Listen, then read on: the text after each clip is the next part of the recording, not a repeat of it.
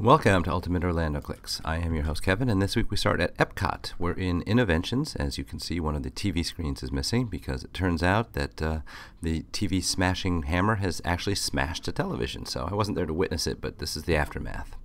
And then while we're here, let's drop by the gift store where this one caught my eye. It's a new Robert Olszewski carving, I guess.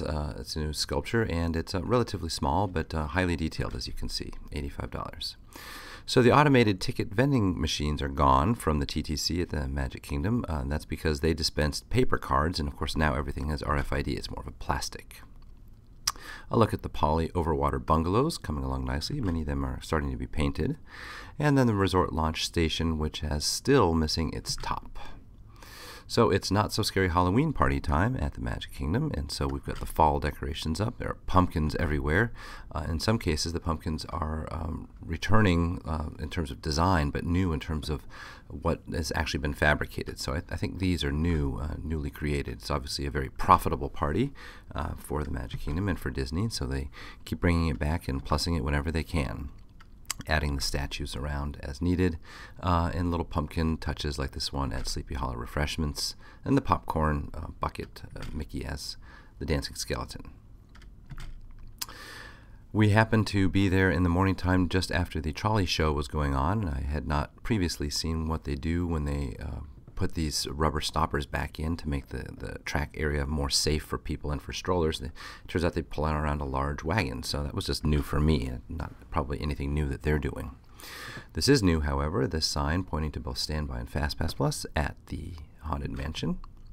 And speaking of the Haunted Mansion, you'll see in the back of the graveyard, the Mr. Toad statue has returned to the pet cemetery. These are a little bit different. If you're familiar with the bathrooms at the Tangled area, you've noticed that the lanterns have now been replaced. So they were discolored a little bit before, and now they've been replaced with something that looks a little bit more like Naugahyde, actually. I'm not even sure if they were all that same shape before, but now they're cylinders as well as the square ones. Peter Pan Q has been repainted and looks roughly the same as it did before. This side of Peter Pan, where the FastPass machines were, however, is still a series of walls. The crane is there, putting the Dreamlights onto the castle. And this was the former Seven Dwarfs Mine shop, and now it's just behind rehab walls. We did go on the Seven Dwarfs Mine train, and this is actually not new this week, but it's new since I've been able to grab a picture of it. This is an on-ride photo location. Now, they're not selling you anything. It's meant for the memory maker and the card stuff that you would purchase at home. The DVC shop in Tomorrowland is behind these rehab walls, and the planets have returned in startling glory. They're really well painted, actually, very vivid to the Astro Orbiter. The ride itself is not yet open. Here's your hub update for the week. So the bridge looks like it's increasingly finished. Pirates of the Caribbean's not loading the last 2 rows on either of the loading platforms. I think it has something to do with the way that the boats fit into the flume. And then at Pinocchio Village House, we stopped by to see that these are new. The barbecued chicken flatbread is now barbecued pulled beef flatbread, and the Italian sub sandwich has become a flatbread sub. While we were there, we saw this for sale as well, a lemonade slush and an Olaf souvenir cup.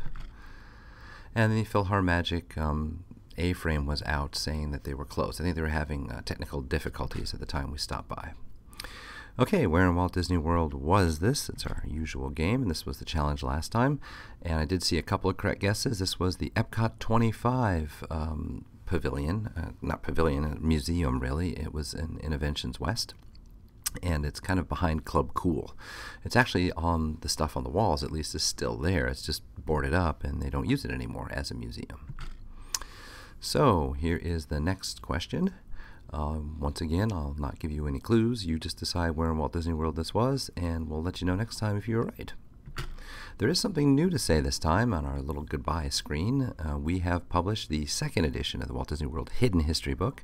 These are tributes and remnants from around the parks. So anytime an old attraction is replaced by a new one, sometimes they leave little messages hidden around or reuse parts of the ride and so forth. And so that's what this book tracks, and the 2nd edition is now out. It's color photos everywhere.